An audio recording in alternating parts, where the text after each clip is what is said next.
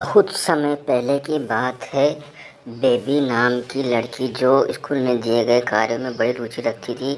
इस साल बेबी के स्कूल में गर्मी की छुट्टी पड़ने से पहले उसकी टीचर ने सभी को विभिन्न पक्षियों के चित्र दिखाकर चिड़िया पर निबंध लिखने के लिए कहा। सभी बच्चों को स्कूल खुलते ही निबंध टीचर को दिखाना था।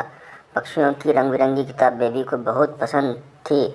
जब टीचर ने बताया कि उन पर निबंध लिखना है और सबसे अच्छा लिखने वाले को इनाम में वह घड़ी वाला पेन देंगी, तो बेबी खुश हो गई। टीचर ने सभी पक्षियों से जुड़ी कुछ कहानियाँ भी बच्चों को सुनाई। उसके बाद स्कूल की गर्मी की छुट्टी पड़ गई। यूँ बेबी हर साल अपनी गर्मी की छुट्टी बिताने के लिए कहीं न कहीं जाती थी, लेकिन इस साल की छुट्टी में बेबी रोज़ पास के ही बगीचे में जाकर पक्षियों और उनके घोंसले देखने लगी। उस बगीचे में मोर, तीतर, लवा जैसे बहुत से पक्षी आते थे।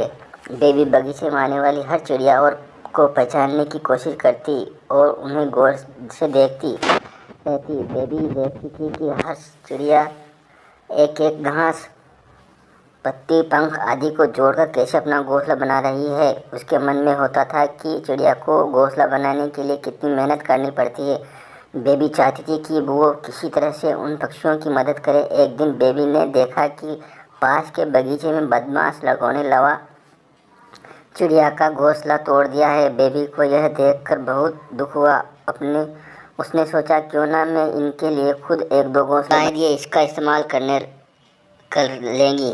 बेबी को लगा कि वो कुछ ही देर में घोंसला बनाकर तैयार कर देगी, लेकिन बेबी पूरा दिन तिनकों और दूसरी चीज़ों से चिड़िया का घोंसला बनाती रही। बड़ी मुश्किल से जब वो घोंसला तैयार हुआ तो घोंसले को पेड़ में टिकाने के लिए कुछ मिला नहीं। बेबी की माँ यह सब देख रही थी। तभी बेबी ने माँ को बताया, देखिए मैंने चिड़िया के घोंसला बनाया है, मगर यह उतना सुंदर नहीं जितना चिड़िया बनाती है। मैंने सोचा था आसानी से एक सुंदर घोंसला बन जाएगा, लेकिन ऐसा हुआ नहीं। यह घोंसला अंदर से काफ़ी कठोर बन गया है। क्यों ना आप इसे मुलायम बना देंगी। किसी तरह से बेबी की माँ ने उस घोंसले को थोड़ा ठीक किया। उसके बाद बेबी ने उस घोंसले को धागे की मदद से पेड़ पर टिका दिया। अब बगीचे में बैठकर बेबी लवा पक्षी के आने का इंतजार करने लगी। वो पक्षी बगीचे में आए तो, लेकिन बेबी द्वारा बनाया गया घोंसला उन्होंने इस्तेमाल नहीं किया। बेबी के साथ उसकी माँ भी बगीचे में आई थी। उसके बेबी को उदास देखकर कहा, तुम परेशान मत होना, अभी चिड़िया घोंसले पर आ जाएगी। तभी एक लवा पक्षी ने आकर बेबी को द्वारा बनाए गए घोंसले को तोड़ दिया। अब बेबी ने मुंह लटका लिया। तब उसे उसकी माँ ने समझाया कि तुम्हें दुखी नहीं होना चाहिए। देखो, तुम्हारे द्वारा इस्तेमाल की गई चीज़ों से ही लवा पक्षी अपने लिए घोंसला बना रहे हैं। हो सकता है कि इन्हें दूसरों का बनाया हुआ घोंसला पसंद नहीं आता हो।